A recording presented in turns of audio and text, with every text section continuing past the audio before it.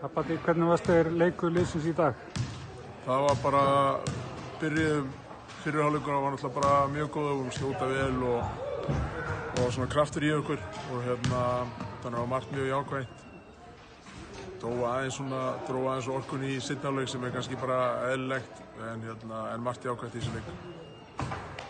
Nú eru þið að fara að taka þátt í Evrópukeppninni, fyrsta kvennaliði í 15 ár. Hvernig lítið á möguleikar ykkar þar? Við rennum bara dálítið blind í þetta. Við erum búin að reyna að skoða eitthvað í þetta lið sem við erum að spila á móti og það er bara dálítið breytt frá því fyrra.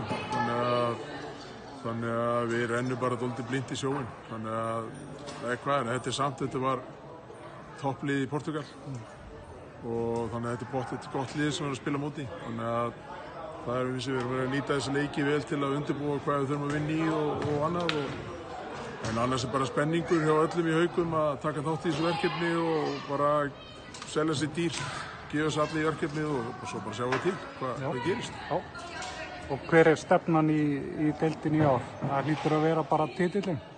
Já, nú erum við bara eftir að setjast saman sem lið að setja niður markmið og innanliðs og inn á þessi markmið.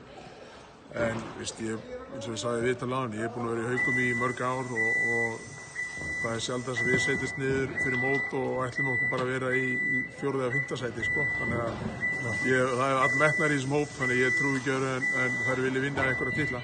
Já, takk fyrir það, Patti, og gangi vel. Takk fyrir.